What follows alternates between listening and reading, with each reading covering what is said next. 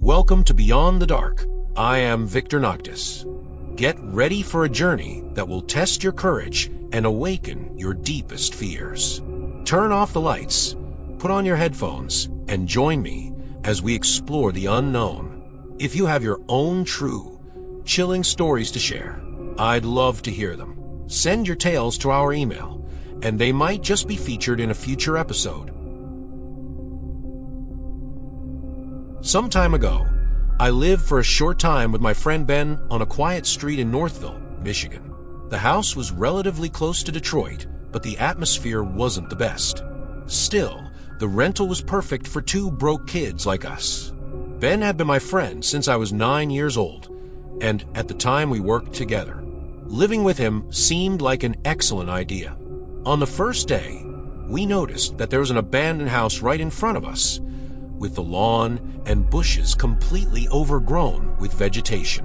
Taking a closer look, we noticed that several houses around were also unoccupied. The strangest thing was that one of the front windows of the abandoned house had graffiti marks, as did the surrounding fence.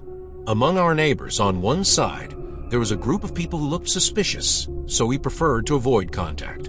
On the other side lived Marv, a man with a hippie style, long gray hair, and a beard to match. He seemed friendly, but he had a peculiar manner that made conversation difficult. On the second day, we talked to Marv after we got back from work.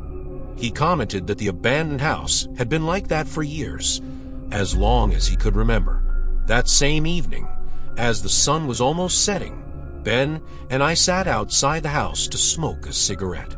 That's when something made me freeze. I looked up at the abandoned house and saw a face in the upstairs window. I stood up suddenly, throwing the cigarette on the floor and stepping on it. Ben, confused, asked what was going on, and I pointed to the window. "Do you see that? There's someone up there," I whispered. Ben looked immediately, but the person disappeared before he could see. I explained that I couldn't tell if it was a man or a woman, young or old, because the glass was fogged up, but I was sure it was I saw a pair of eyes staring at us. Ben was visibly uncomfortable, but he believed me. We decided to run to Marv's house to tell him what we had seen, but he didn't answer the door, even though he was in the living room watching TV, which we could see clearly through window. This only made the situation even stranger. Ben, being ever impulsive, suggested we investigate the abandoned house. He brought a katana he had, and together we crossed the street. We entered through the back, breaking some wood that held the door closed, and began exploring. We took flashlights to illuminate the rooms, which were dusty and abandoned, but surprisingly intact inside. No graffiti or signs of vandalism. Still, the place was scary, and we soon started joking that we should get out of there. The first floor was small, with a kitchen, a living room, and a dining room. There was no basement. After checking everything out, we decided to go up to the second floor.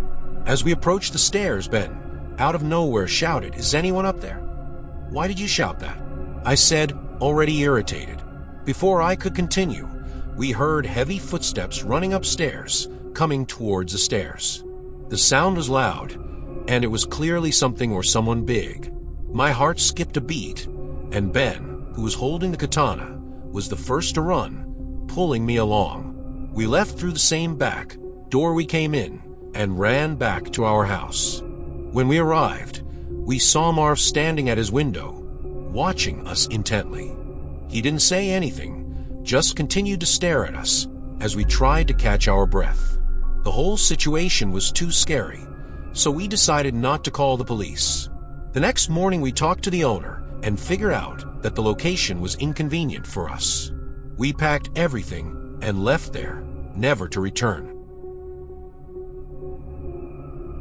There is an abandoned dorm building on my college campus that has been closed for about 15 years. Although they say it will be renewed someday, that is unlikely to happen. Scary stories about the place have been circulating for years. Last night, I decided to explore on my own. Last night, I wore black clothes and only took my cell phone. Without much trouble, I managed to sneak in through a first-floor window using my flashlight to illuminate what appeared to be an empty dormitory. The atmosphere was somber, and the silence made everything seem even more frightening. I decided to go straight to the basement, known by legends to be the most haunted place. As I walked down the stairs, the feeling of being watched was almost unbearable. The environment was dark, old, and carried a strange and heavy smell. With my cell phone's flashlight almost out of battery, my fear grew with each step. When I got to the basement, the first room felt normal, although it was colder than the rest of the building and the floor was strangely sticky. However, upon opening a side door, I found something I will never forget. A floor completely stained red, with a central drain blocked by bizarre, shiny organic materials. On the ceiling, a black pentagon-shaped symbol seemed to stare at me. I didn't wait to find out more. I ran upstairs and exited through the same window I had entered through. Back in my dorm, I lay on the bed still in shock. Despite my fear, I ended up sleeping. When I woke up, I noticed something strange. There was a piece of paper pushed under the door. On it was written in bright red ink, "Do you like what you saw?" I don't know who did this, but whoever it was, they really scared me.